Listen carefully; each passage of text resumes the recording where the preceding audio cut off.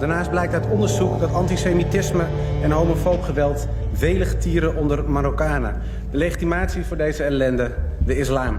Verzoekt de regering haar angstige en politiek correcte houding ten aanzien van de islam te laten varen en de negatieve invloed van deze kwaadaardige ideologie die moet worden tegengegaan, verzoekt de regering de islam zoveel mogelijk uit Nederland te bannen en gaat over tot de orde van de dag. That was me back then. This is me now. I'm no longer a member of the far right. Ironically, the thing that made me join the far right is the same thing that made me leave. It was Islam. And this is my story.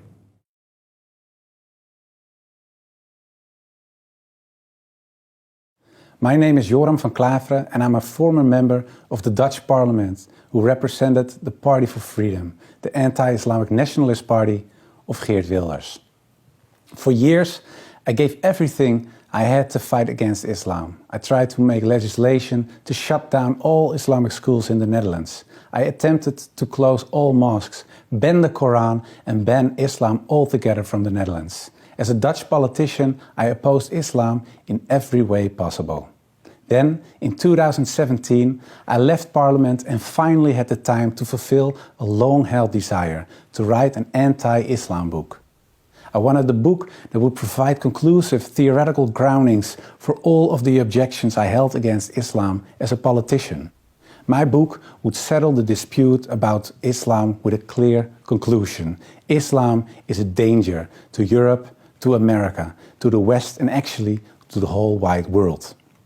Before writing my book, my view about Islam was influenced by the conservative Protestant environment of my upbringing, in which other religions, and certainly Islam, was definitely seen as wayward and wrong. I was also influenced by the cultural aversion towards Islam that many Europeans have, which was a result of their historic clashes with the Islamic world. And of course, the fears and worries I experienced during years of studying comparative religion at the university formed my opinions.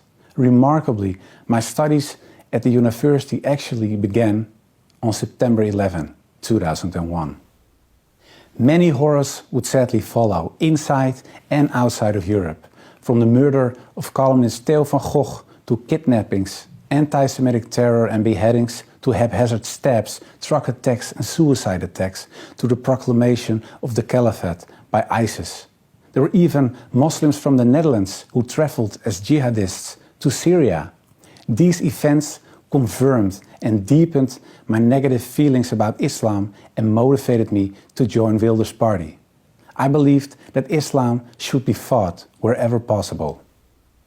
But as I began writing my book, I came across information that was at odds with the ideas I had. I learned that many of my ideas about Islam, stated by Orientalists, far-right Westerners, and even Islamic extremists, had little or no basis in historical Islam.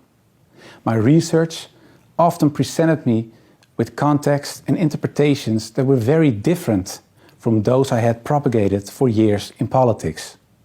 A more nuanced image of Islam slowly developed in my mind. Seeking more information, I wrote to various academic authorities on Islam, including Professor Abdul Hakim Murad of Cambridge University. He pointed out various scholars, books and facts and advised me to read again and more deeply this time. One by one, my objections to Islam vanished. Islam was no longer a religion that promoted violence, hatred and anti-Semitism, or a religion that categorized women and non-believers as inferior humans and stridently opposed democracy. Slowly, my perspective of Islam was changing. I also received surprisingly satisfying Islamic answers to my existing Christian questions about specific dogmas, such as the Trinity, the sacrifice of Christ, and original sin. All that I was learning about Islam influenced my work on the book in such a way that it began to take on the character of a personal search for God. During this search, the person of Prophet Muhammad raised the most questions with me. Who was this man? A deceiver, an antichrist, or was he truly, as Muslims believe, the last prophet of God? I started to read again about his life, but now without the previous biases I had. And I saw a more than special man, a man with almost supernatural patience, care, love, guidance, and above all, dedication to his God and to his mission for justice. The arguments against his person and against his prophethood disappeared as I made a comparison with Old Testament prophets. In fact, I now understood what the 19th century historian Thomas Carlyle meant when he wrote, "The lies which well-meaning zeal has heaped around this man Muhammad are disgraceful to ourselves only." Like all radical ideologies, the far right is toxic too. It presents a reality that strips away all nuance. It answers real problems with lies, and it fights against a religion, Islam, that is not the enemy. The real enemies are a deficit of empathy and ignorance, like the great philosopher Socrates already said. So let us read, study and learn. Extremism is not the answer. My name is Joram van Klaveren for the Emir Stein Center.